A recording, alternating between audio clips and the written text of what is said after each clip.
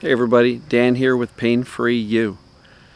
Today's topic: are you an expert at what's wrong with you?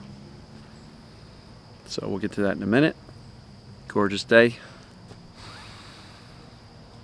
A little construction work and leaf blowing a couple houses over. Hope that doesn't leak into the video. So, talk to a lot of people. And a lot of people, in my opinion, are experts, really experts, at everything that's wrong with them. Physically, mentally, emotionally, socially, financially, relationship-wise. They're absolute experts at everything that's wrong with them.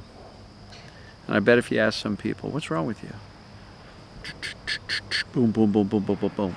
And then if you ask the same people, well, what's good about you?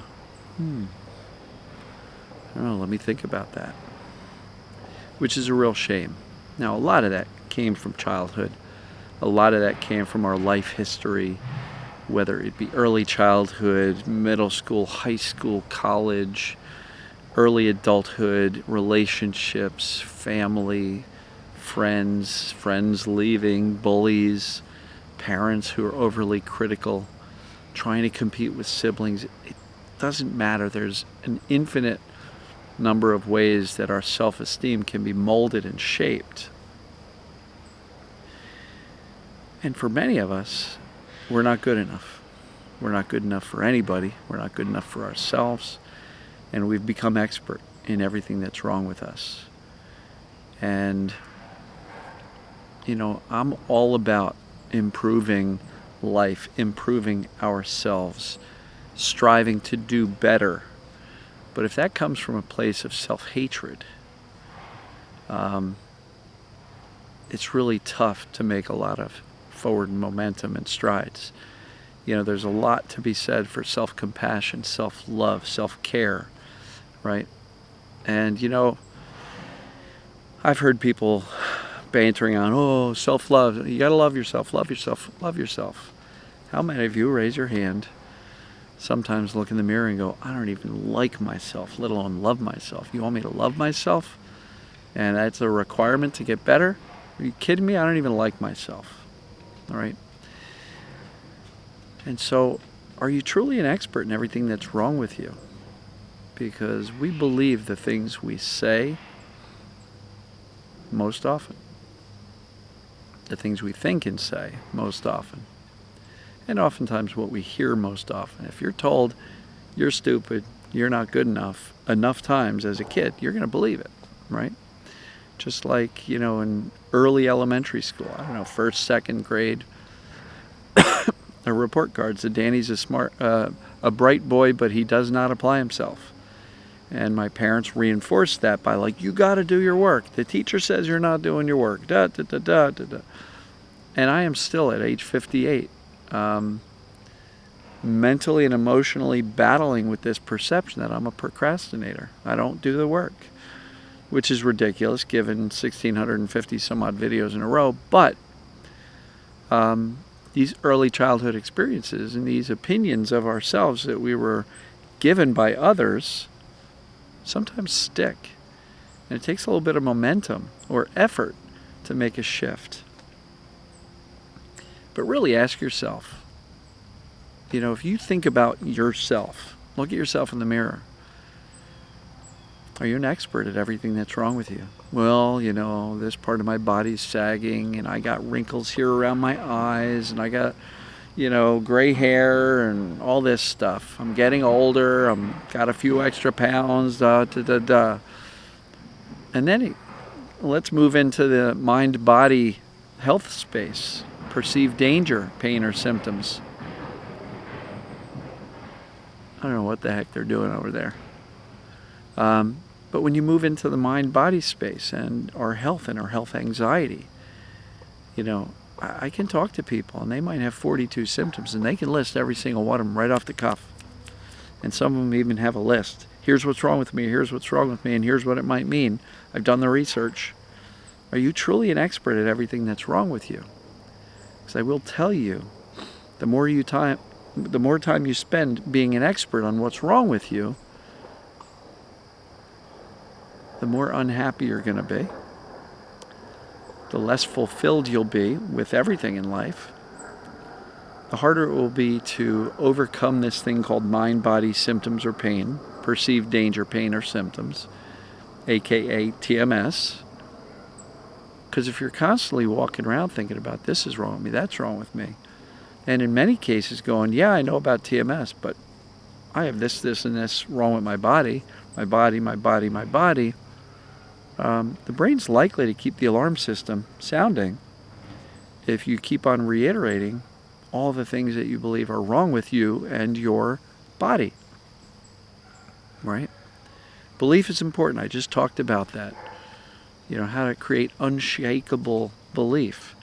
But it stems from a decision, and it stems from understanding the cause of symptoms and that making a decision that that applies to you. And then making it your sole mission to teach this misinformed brain that believes everything that's wrong with you, that those things are not really causative of your symptoms. Yeah, if you got something on an MRI, that's what's on the MRI, not debating that. The question is that creating the symptoms or the pains? And if you've taken the assessments, the pain test, the FIT assessment, and it says TMS, that's what it is. Doesn't matter what your imaging study says. Doesn't matter what your doctor called it, right?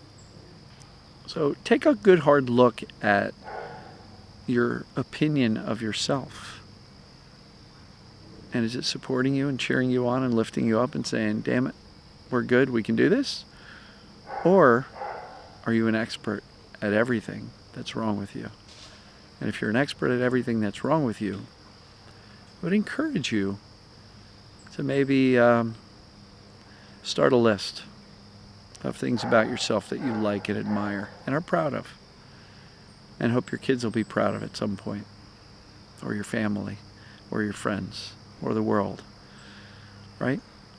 Start writing that list, and when you find yourself beating the crap out of yourself for not being good enough, for not whatever, for not everything that's wrong with you, start looking at that list. And if in fact you have done the assessments and ruled in this thing called perceived danger, pain, and TMS, and you find yourself doubting the cause of your symptoms, have that written down too. Well, I got this on the pain test. I answered 4 items yes on the FIT test, and even if you just check off 1, it means your brain's creating the symptoms, your body's not the cause. Write out that evidence. Write out any examples from your own personal life where you go, you know what? If it was physical, what I experienced here, or here would not have occurred. Create an evidence log. Write those things down. And start creating a list of what's good about you. You got a kind heart. You're a good person. I know you are. So how about giving yourself some credit for some of the good stuff about you instead of always focusing on the negatives? Because every time you beat yourself up, it kind of feels like danger, doesn't it? Nobody likes that. It feels like an attack. And attacks are not safe. They're dangerous.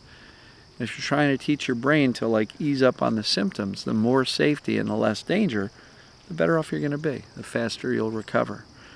And the more completely you'll recover. So I'm going to encourage everybody, try not to be such an expert on everything that's wrong with you. Become an expert on everything that's right with you. You'll probably find that if you give it some thought and cut yourself some slack and give yourself some credit, the list of everything that's good about you and right about you is longer than the list of things that are wrong with you or perceived as wrong with you. And then take a good hard look at both of those lists and go, how many of those things that I think are wrong with me were given to me by someone else, somebody else's opinion, beliefs, diagnosis, statements, judgments. And you know what? When you realize that the vast majority of the things you believe are wrong with you came from somewhere else, you can take that part of the list, put a big X through it, shred it, burn it, throw it out, get rid of it, because those things are opinions from other people. And in some cases, they're our own opinions. But our own opinions are really formed through the lens of what we've been told throughout our lifetimes. So just really encouraging you to start cutting yourself some slack and making a proactive decision to start to see the good things about yourself and start to give yourself credit for those good things about yourself. Does that make sense? You'll find that if you do that consistently, you're going to feel a lot better about yourself, your life, the world, the universe, everything. Because when you like yourself, everything gets easier. So, love you, and I guess we'll talk to you folks tomorrow. Take care.